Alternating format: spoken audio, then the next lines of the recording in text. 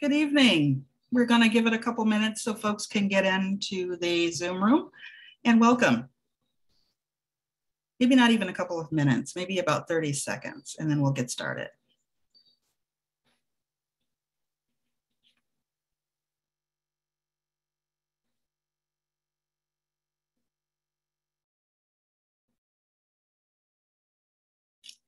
Well, good evening. My name is Judy Gardner, and I am the Executive Director for NAMI Washtenaw County, and I want to welcome you this evening. We are pleased to be presenting the first of a three-part webinar series on navigating a mental health crisis. Tonight, we will be discussing what happens before a mental health crisis. And this series this evening is brought to you by the collaboration of NAMI Washtenaw County, Washtenaw County Community Mental Health, and Michigan Medicine. At this time, I would like to introduce our panelists.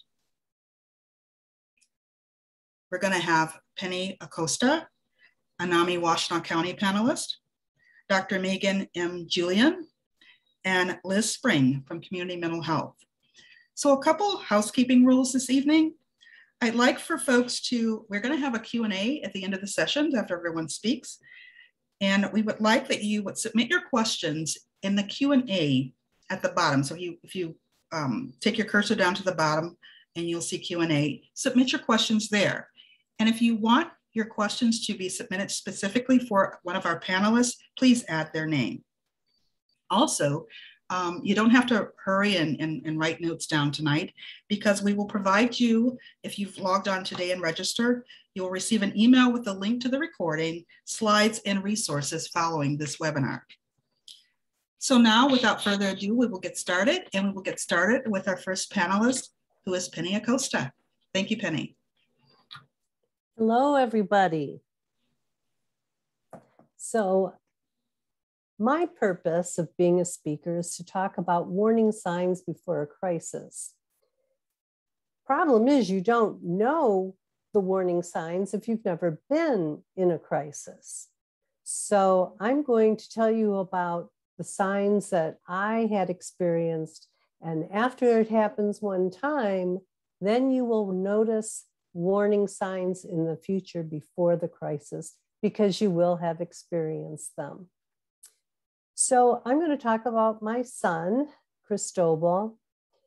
And if I look way back, I can tell you I remember when he was 5 years old and he experienced night terrors a couple times. That was really shocking. Those are when you're actually still sleeping and you're not just sleepwalking, you're sleep running and screaming, and you know, it's pretty shocking. So it happened a couple times when he was like 5 years old, but it didn't happen after that. So I just thought, you don't know, you just figure it's part of him growing up. And then there was another time we went to the circus. He had the strangest reaction to one of the volunteers. It wasn't a clown, but it was someone kind of dressed up, and he would look at them like he's in shock. I couldn't talk to him. He's just staring. I mean, I couldn't understand him. He scared me for a minute. So that's when he was 5. You're not going to really recognize anything then, because how would you? How would you know? I didn't know. So then fast forward to him being 13 years old. First indication something was really not quite right. We took a trip to Yellowstone. So when we went to Yellowstone, I remember his father giving him explicit instructions not to follow me into this drugstore, Wall Drugs, if you've ever heard of Wall Drugs. Don't follow your mother in there. And he made it very clear. So he gets out and follows me in there as if he heard nothing. And his dad got really, really mad. And that's not the first time that happened, but his dad got really, really mad. So back home in school, he did things like, and at home, we went to Big Boys, and he wanted to order this and this and this and this. And I told him, you can't get all those things for one thing, it's too much. I said, just order a few things. He heard me and he ordered everything again. So there's some confusion going on here. Something wasn't quite right, but there's no way for me to possibly know what it is. Now we're in high school. High school or middle school, he's about 14 years old. And I didn't recognize the weight loss. He had lost 5 pounds a month for 3 months. And he was a skinny kid. And I didn't notice the weight loss. He had baggy pants. He talked a lot to the lunch lady at school. So he wasn't eating. He was talking to the lunch lady. I started seeing things that didn't make sense. Like he told me he was communicating with our neighbor through our satellite dish. The neighbor doesn't have a satellite dish. That's when they had those 12-foot satellite dishes. So that really worried me.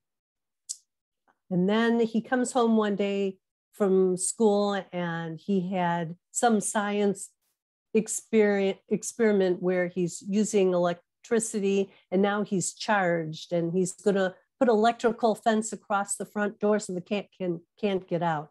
All of these things are bizarre behavior. So this is before a crisis, not knowing I knew something's not right. So I just felt that if the school calls me, then I know that it's confirmed. So the next day, the school calls me. So it was confirmed. So what I did was I took him to the doctor and I made sure that they ran a blood test, which he fainted from because he was so skinny. It's when the doctor told me he lost all this weight. And just to rule out anything, I thought somebody put something in his drink. I mean, I hoped. Deep down, I just knew that wasn't it. So it turned out that he was just fine in the blood work.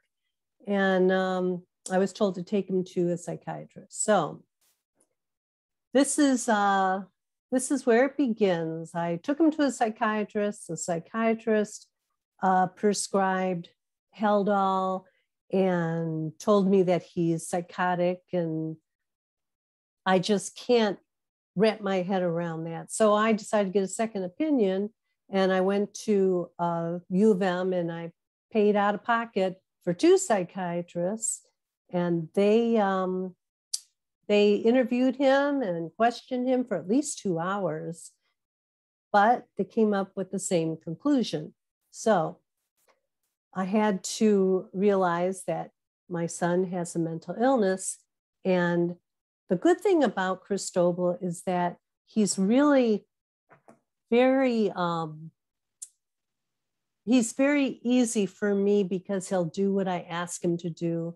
So he's never done any drug abuse or drinking.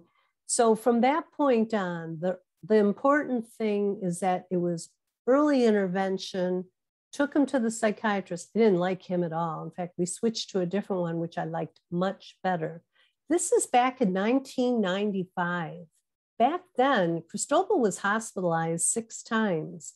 It wasn't a problem. He went to St. Joe Hospital every single time. There was no lack of beds, no lack of psychiatrists. And I will say they took really good care of him. And each time he got better. He even went to the crisis center after one hospital visit for a couple of weeks. He wasn't ready to come home. One time he was at Huron Oaks outpatient when he was still in high school in 1995. He was 15 years old then. So that was actually not even realizing that was, if you can call it easy, it was an easier time. I even had one of the psychiatrists help me fill out forms to get him on Social Security disability. And he was not denied on the first time. So it's important to document everything that you see that happens, every medication that they're on. And I've documented all of his school reports when he was a kid and they thought that there was something wrong. His IEPs, but he did not find that he had a problem, actually, a learning disability. It just turned out to be a mental illness. He was very disruptive in school, but we got him on track. He's, like I said, he's pretty good about letting me take control, and got him on medication. So now I know what his crisis would look like. And so what I look for is too much energy. First thing, lack of sleep. So if he is not sleeping, then that's the first warning sign. Too much energy, which is the mania kicking in. Like he said to me one time, all of a sudden, I can see so clear. I don't need my contact lenses. Oh, then I knew, because he had said that in the past. So it had happened again. Then I knew I'm getting warning signs, which gives me a 2-day at the most leeway to start getting him treatment or looking at his treatment. And he'll say something like he'll feel some zips or zaps coming from his head. I mean, he really is feeling something. I don't know if it's just too much dopamine or the electrical current or what, but then he was helping other people with money. If they needed money, he'd give it to them. And he was hypomanic. Although Cristobal doesn't do hypomania, that was his step up to full-blown mania. That's what happens with him, and then becomes psychotic. So since he'd been hospitalized 6 times, I know this. So I know how to prevent, or at least recognize, a crisis possibly coming. And you will too, but you can't recognize it until you've been through it. So unfortunately, that's what it takes, but it does make you better at it. And I am really, I always tell him I'm Dr. Mom. So he's 41 years old now. He's actually, he's gonna be a speaker. He's working for community mental health. He's a good kid. So with that, I am going to pass it on to Dr. Julian.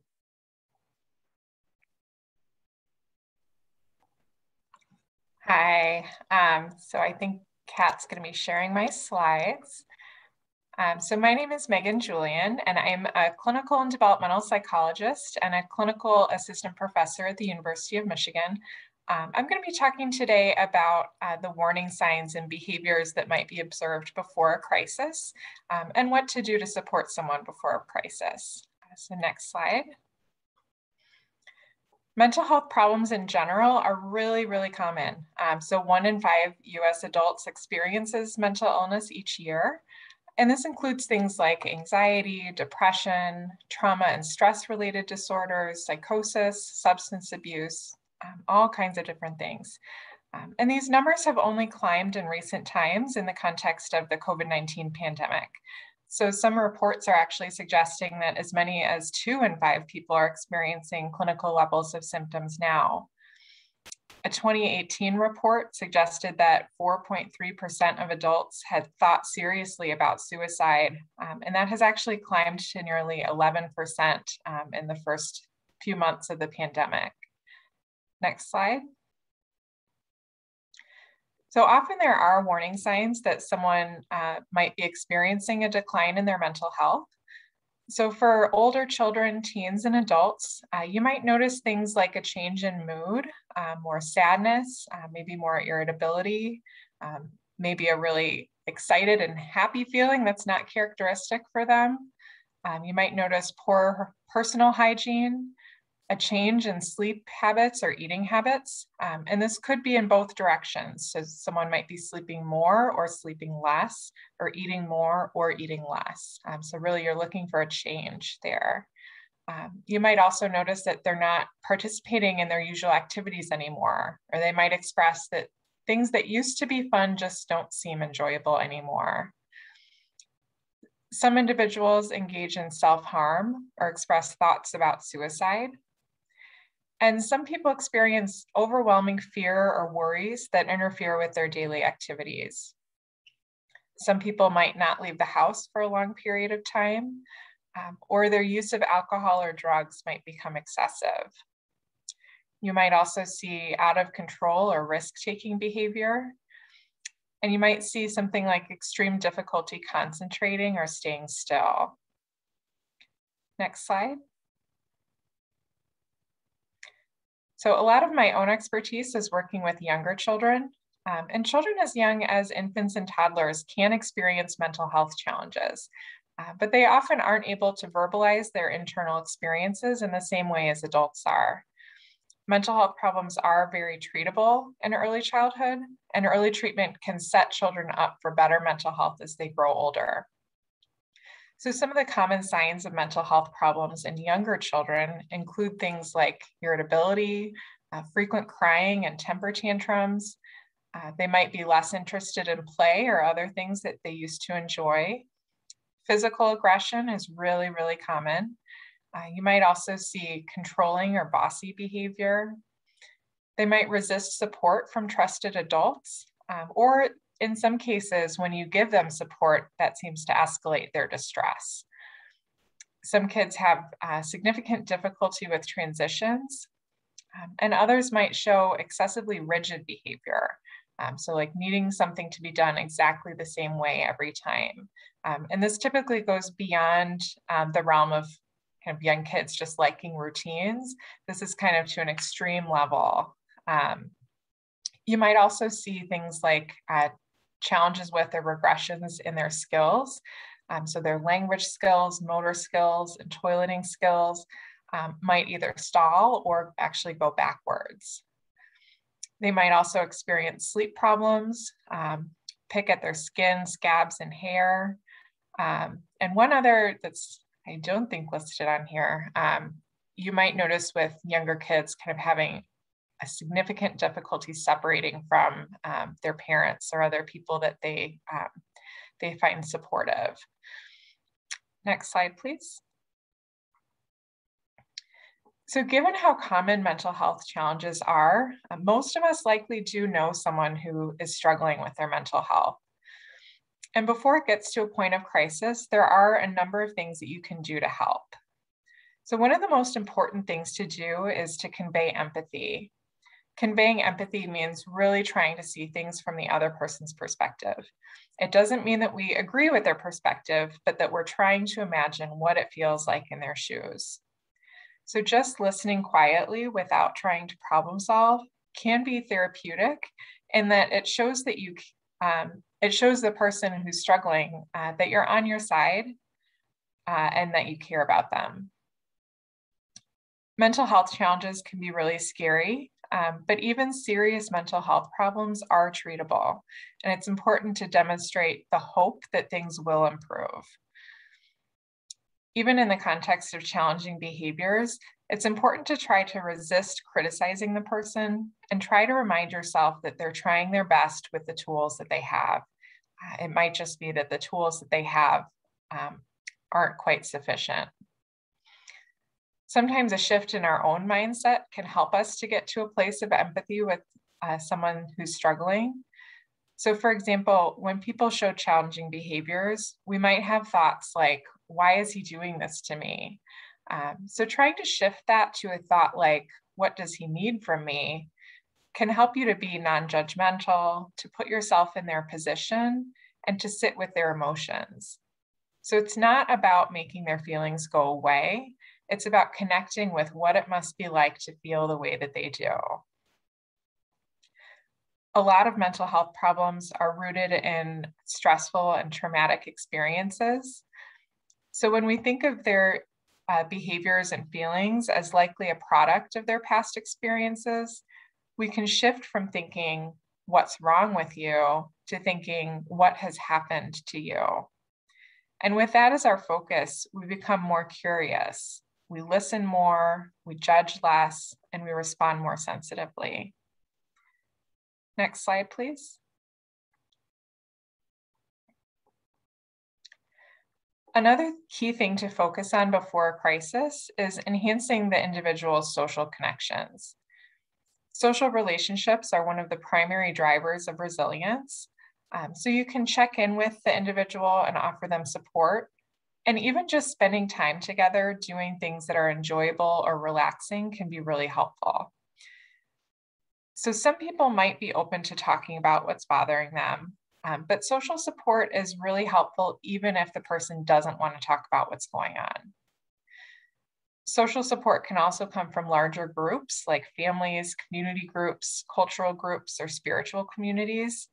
So connecting people to groups like this, where they might be able to feel a sense of belonging, can also be really helpful. One important tool that you can utilize to try to avoid a crisis from emerging is a safety plan. So a safety plan is basically a plan that helps you to know what to do when things might be heading towards a crisis. Safety plans are typically done in collaboration with a mental health provider, but you can kind of work on some of these steps even before you get connected to a provider. So the first step of a safety plan is usually to identify and write down what some of the warning signs are for that specific individual that a crisis might be emerging. So it could be certain thoughts that they have, images, moods, certain situations that tend to bring about those feelings, or behaviors that they show when they're kind of on their way to a crisis. The next step would be to think about internal coping strategies that you can do to take their mind off the problem. So it might be something like relaxation techniques, physical activity, art, or any kind of distraction. And you'll also think about people or social settings that could provide a distraction from the problem. If those things don't work, the next step would be moving to people who they could ask for help, and then professionals or agencies that you can contact during a crisis. And you can find templates online that can guide you through each of these steps. So if this is something that feels like it would be helpful for someone in your life, if you just do a quick Google search for a safety plan, you'll find lots of good templates out there. And lastly, we know that people who don't have their basic needs met are more likely to experience mental health problems. So it can be really critical to ensure that their needs are being met with regard to things like housing and food and medical care and childcare. It's also helpful to encourage the person to engage in treatment, and again, to instill that hope that mental health conditions are treatable both with therapy and with medications. There are therapists and programs that specialize in all ages from infancy to older adults and with all different types of mental health challenges. So no matter what problem you're facing, there are providers who can help. Navigating the world of mental health treatment options can be really overwhelming. So if the person who's struggling is not yet connected to a therapist or a treatment program and is open to help in finding one, that kind of tangible support and connecting them to treatment can be incredibly helpful. So thank you guys for listening. And next we'll be hearing from Liz Spring from Washtenaw County Community Mental Health. Thank you, Dr. Julian. Good evening, everybody. My name is Elizabeth Spring Nichols, and I am with Washtenaw County Community Mental Health, and I oversee the Youth and Family Services Program. I also want to remind you to put your questions in the chat, because after I talk about early intervention and brain development, we are going to get to our Q&A section. Next slide. So prevention is something that I love to talk about. It's extremely important. 50% of all lifetime cases of mental illness begin by the age of 14. And without treatment, there can be measurable changes in key areas of the brain affecting healthy growth and development. So with this can come increases in risky behaviors such as truancy, substance use. It could have a drop in grades, functioning, school dropout, and legal consequences. Next slide. So I'll touch a little more on prevention, talk about the brain development, a little bit on early warning signs. Dr. Julian covered many of those, so I won't double those for you. And then I'll talk about how and where to get help in Washtenaw County. Next slide. Mental health concerns start early. So we're seeing anxiety disorders for 6-year-olds, behavioral disorders, 11-year-olds, mood disorders, 13-year-olds, and substance use disorders start around the age of 15. So I will say we see mental health disorders much earlier than that as well, but most commonly, this is where things start to be noticeable in school. So early and accurate diagnoses and intervention, it not only improves the immediate outcomes, but it can also improve lifelong projections for individuals with a range of mental health problems. So the earlier you begin to address the child's behavioral changes and provide the needed support, the greater the impact. Additionally, how severe an illness is often is related to how early the symptoms show, as well as how early the interventions occur. Next slide. So this is a diagram of a brain with functional magnetic imaging of an individual that was 5 years old, and they followed this person until the age of 20. So the brain develops in a predictable pattern from the back to the front through the age of 25. So there are critical areas of understanding youth behaviors of the brain. So if you understand the limbic system, this is at the back of the brain, and it regulates emotions, reduces perceptions of risk and danger, and can also lead to more of that impulsive behavior. And then this area of the brain develops much faster than the frontal lobe, which is the area of the brain that is responsible for organizing, planning, and judgment. So adolescence is really a critical time in brain development, and some psychiatric illnesses can impact the brain in a permanent way if they're left untreated. And early interventions affects long-term outcomes. Therefore, if adolescents are having symptoms, they should seek help as soon as possible. Next slide. So I broke this down. I won't read every single one of them, but as you can see, we have younger, older pre-adolescent children, adolescents, and young adults. And so in younger children, we will see things, it's not all of these symptoms or one of them. It's a clustering of symptoms. For example, you might see a change in school performance, excessive worry with disobedient behavior or temper tantrums. That would be what you'd see in younger children. For older children, more getting excessive complaints, more physical ailments, defiance with authority, sometimes vandalism, and just a lot of irritability and frequent outbursts of anger. And if you get to adolescents and young adults, things become to seem more dramatic because these are the things that started early. The illness usually starts much earlier than, adolescents and young adults. So the symptoms become more severe. So adolescents, one of the things that they may experience typically as part of normal development is moodiness.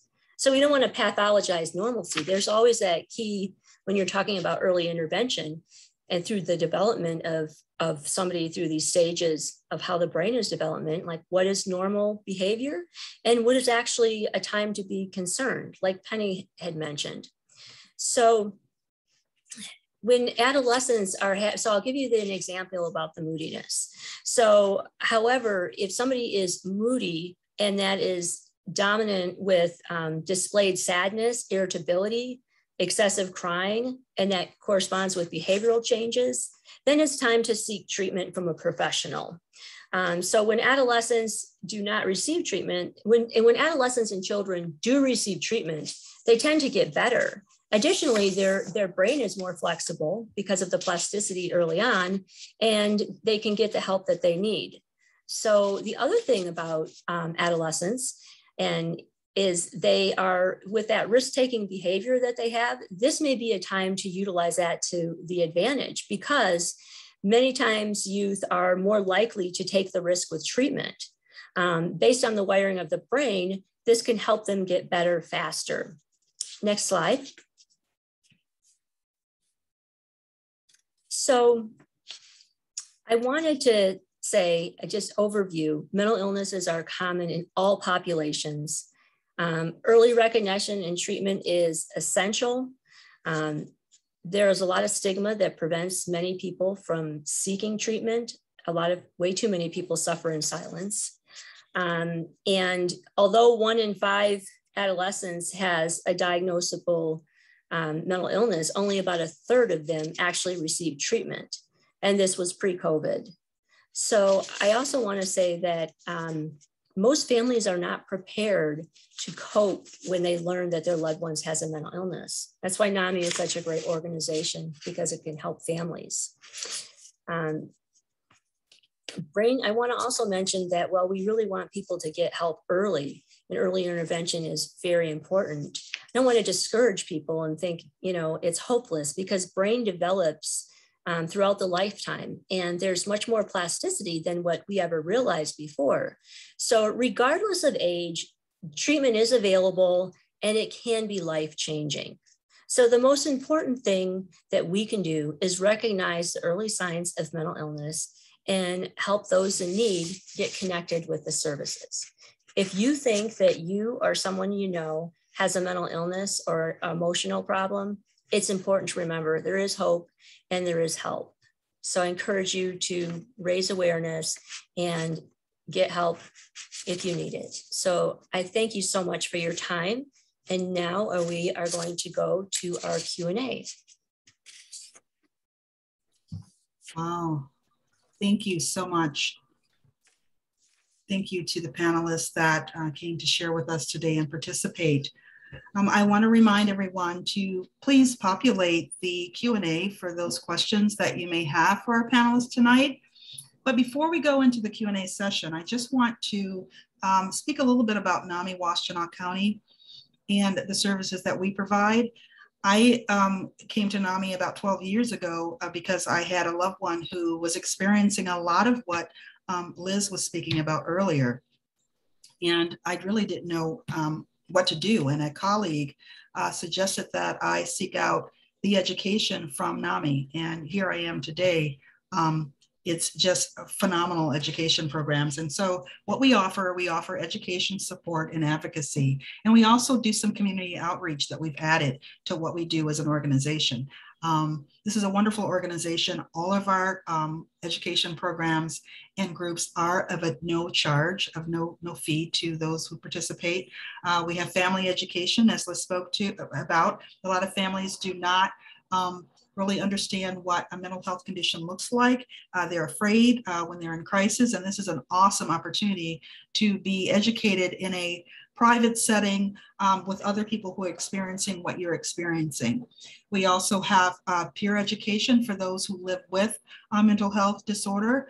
And we also offer support groups for young adults, adults who live with, and also families and folks who live in support of someone that they love. So all of this information is available on our website. That is namiwc.org. So I just wanted to add that for tonight's discussion. Remember, all this is recorded, so you will have this information for later reference. So I will start the Q&A session at this time, and let me look and see what we have. I will direct the first question that I will ask to Dr. Julian, and the question is coming from someone. They want to know, at what age can you actually diagnose? Yeah, that's a great question. I think there's a lot of people that aren't quite sure if mental health problems are real in early childhood. They are, I can tell you that. I work at a clinic where we treat kids all under 6 years old. And it's very common for us to give diagnoses that, they're appropriate, they fit the problem, even for toddlers and infants. It is obviously more rare at those ages, but we absolutely can diagnose very early. No age is too young. I will say not all providers are trained in diagnosing very young. So if you have a child that's really young and experiencing mental health problems, make sure that you're seeking out a program or a provider who has specific early childhood training. All right, thank you, doctor. The next question, how do you get teens to participate in treatment when they are resistant? And I might like to defer that question to Liz.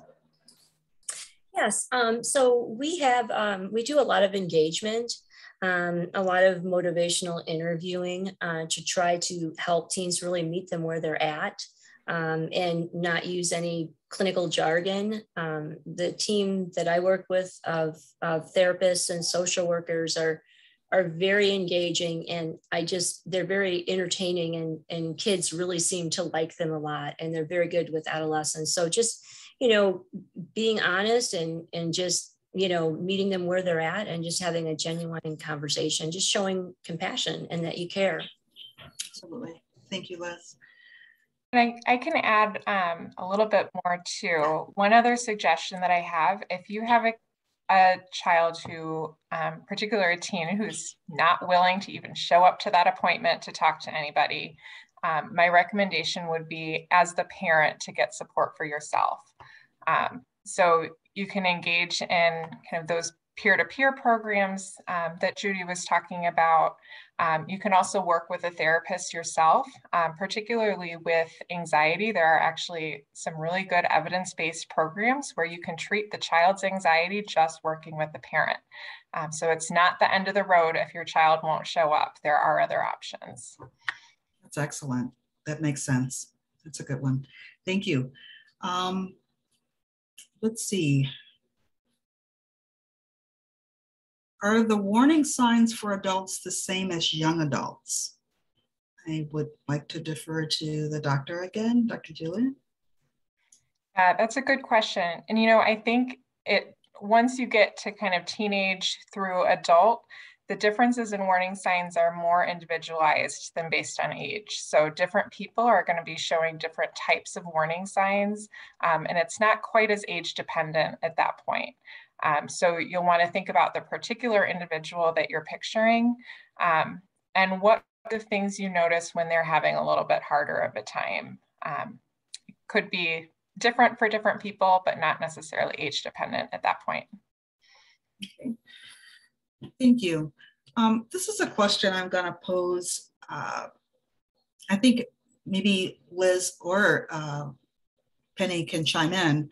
The question comes in as, if a child is having temper tantrums in first grade, how can you tell the difference in the willfulness versus mental health? So how do you know if this is just, a personality or if it's a mental health issue? Liz, you want to start? Oh yeah, I was going to say Penny explained it so well. She did wonderful with just explaining follow that. up. So yes. Penny? The only thing I can say is, yes, kids do have temper tantrums, but they do, if they're doing something else that kind of raises your hackles, is not quite right, that's when you may have an issue. They all have temper tantrums, and there's a lot of things that they have in common with other kids. But then there's something else, you get this question in your mind, like, he doesn't make sense, or other kids are reacting to him in an odd way. Some of it is instinct, and we don't want to ignore it, but we tend to do that. Yeah, I would agree with that. And it is, if they're only having temper tantrums, it's never only just one thing.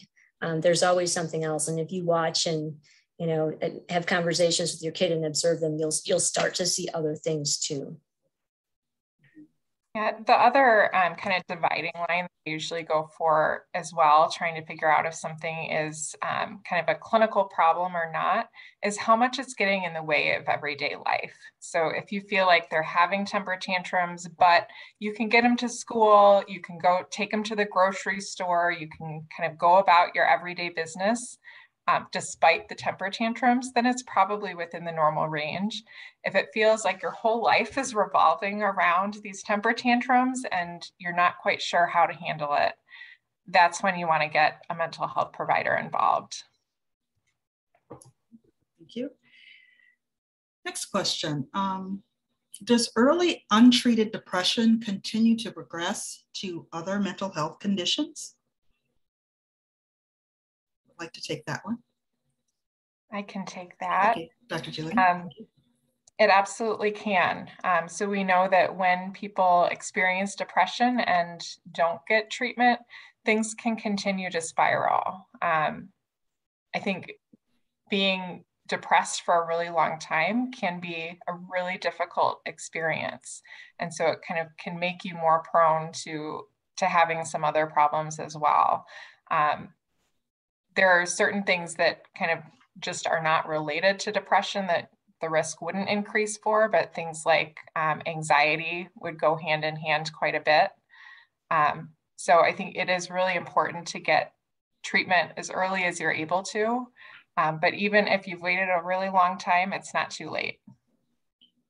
So, and I think this is kind of on the same line. How do we parents distinguish between, well, a little different, maybe the question before. How do parents distinguish between normal adolescent angst that they'll grow out of a behavior that requires, or if they need therapy? So normal adolescence versus, I think my young person needs therapy. Dr. Jillian, would you address that one as well? Sure. You know, I think my response here is similar to the one about Yes. A 6-year-old with tantrums. You're going to want to kind of look at whether it's getting in the way of them doing what they need to do. So if your teenager is not able to do their assignments at school, they're not showing up, they're not hanging out with their friends, they're not doing the things that you'd expect them to be able to do during that developmental period, that's when it's a problem. The other thing that I'll say is ask them. They may be able to tell you, you know, I'm not happy the way things are. And you can kind of gently support them and help them to find ways to get help for that and know that these things are very treatable. All right, thank you, Doctor. This question is being posed to the doctor or Liz.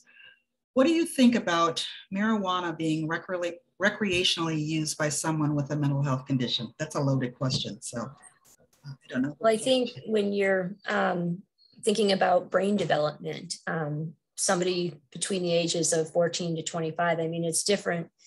Somebody that age versus somebody in their 40s or 50s using a substance. Not that these substances are healthy for anybody, but you know, the research has shown that it can actually have some changes in the ventricles, and it can increase the chances of developing schizophrenia over the course of a lifetime. So it does, particularly if there's psychosis involved, it can really exacerbate that. So I know Dr. Julian may have something else to add to that. You know, Liz, you summarized exactly what I was thinking. So I did just want to point out too, Kat just added in the chat that there's actually a live Q&A about potential links between heavy marijuana use and the onset of early psychosis on Facebook.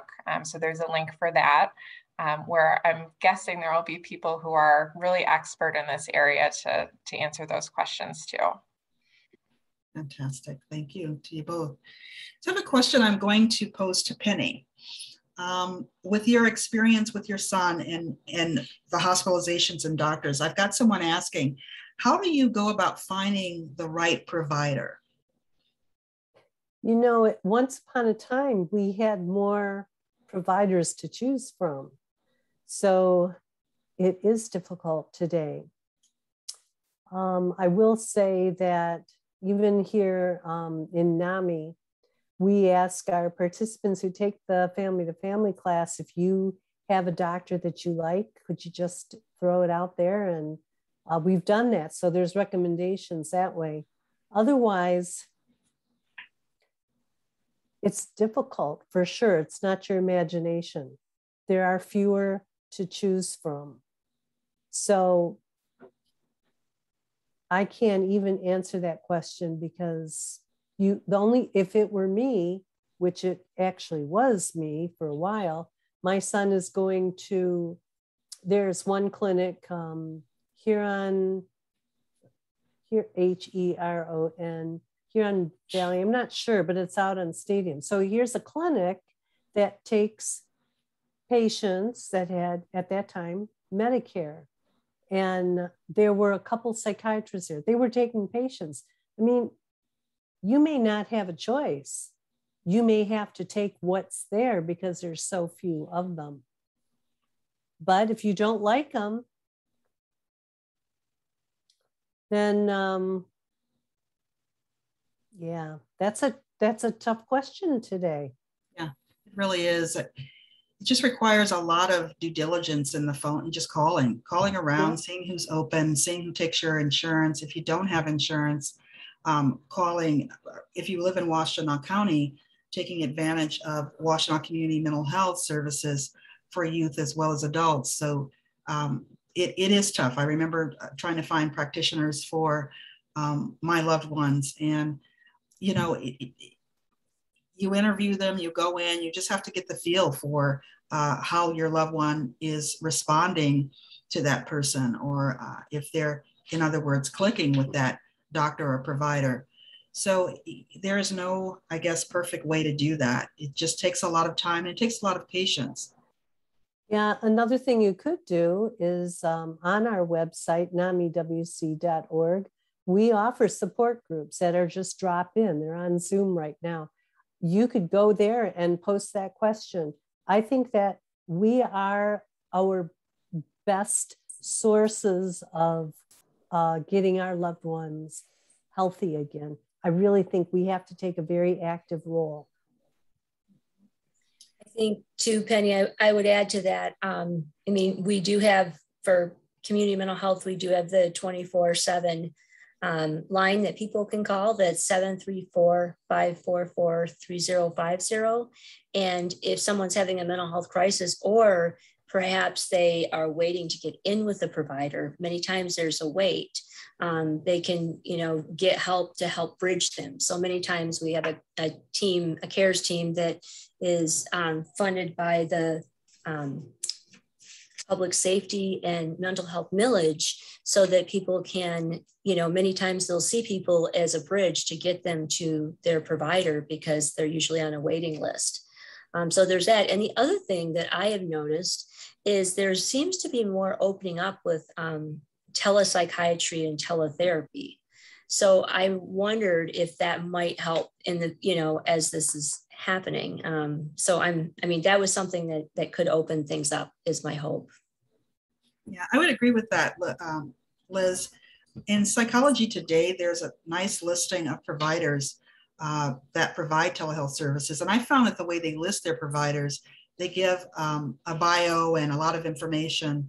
That was just one of the resources that I have used, Psychology Today. And I've also used Mental Health Web, MHWeb, I believe it's .org. But maybe someone can check that and put that in the chat as well for those who will get this resource afterwards. I'm going to do one more question. I think we have time for one more question. So this person is writing that their teenager was admitted to an inpatient hospital this month, and now they're currently doing an outpatient program. And they're having a very hard time finding a practitioner to work with their teenager once they leave I think it's the day treatment program, because no one seems to be taking new patients. How can we ensure that they get the care they need? We are especially worried about them going back to school without having supports in place. Liz, can you help on that one? Yeah, so what you could do is you could call our crisis line and our access line and explain what's going on. And they can help bridge if there are medications prescribed. And they can also have somebody help create a crisis prevention plan and till the person can get connected with a provider. And a lot of times I've noticed some of the partial programs, they sometimes do have providers, and before your youth is released from the partial program, you could ask if they could, you know, write at least 1 month's supply of medications, so you're not in a rush, you know. But again, if you do call our number with community mental health, we will be able to see the person that same week. Fantastic. Excellent. Thank you, Liz.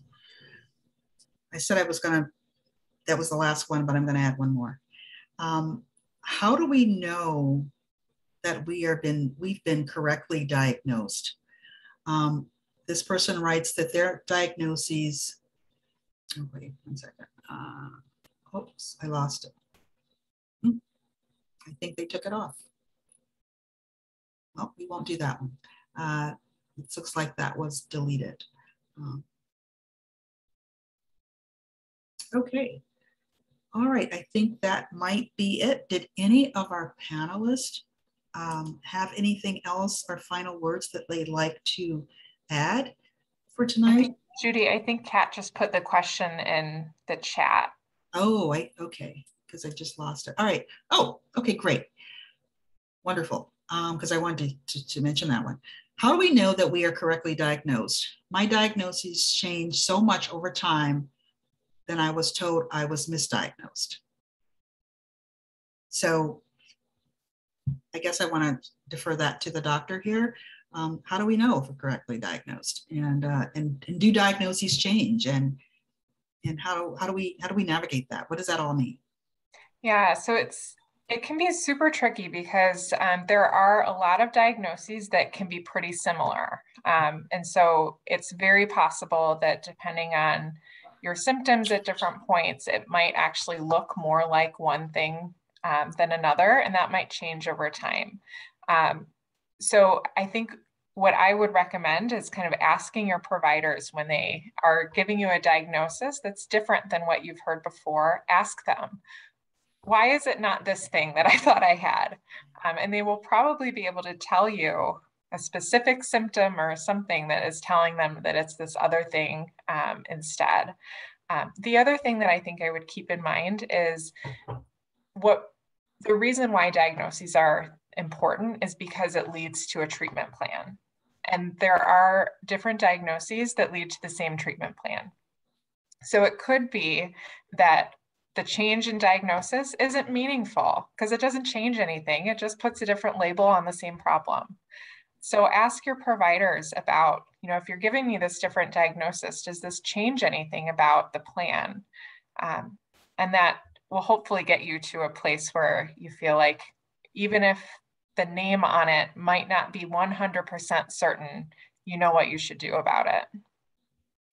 Thank you. That's great. I noticed someone also just put for an FYI, I had mentioned going to using Psychology Today. And I would agree with thank you very much for one of the participants saying that oftentimes some of the resources are not so up to date. You've got providers coming in and out, taking this insurance at one time and not taking it later. So it's important, of course, to call and verify that they still are taking new patients and the site is updated. So because it always doesn't, it doesn't usually show the latest information. Another thing, the person also shared that they have Medicare insurance, and Medicare was able to give them a list of approved providers. So also look into whoever, if you've got insurance, check the list that your providers have for you to also find someone that can provide services to you. All right, anyone else want to add anything before we close this evening? Well, it looks like we can just kind of nothing. All right. I wanted to thank you all for joining us this evening and asking such great questions. This has been very stimulating. Also, a big thank you to our wonderful panelists this evening. If you're interested in learning more about the organizations behind this series, please visit their websites through the links in the chat. We will also be sending out, again, as I mentioned earlier, an email with the webinar recording, resources, and slides as soon as we're able. If you have any questions that were not answered during this webinar this evening, please email communications@namiwc.org. And with that, I want to thank you all and have a wonderful evening. Bye now.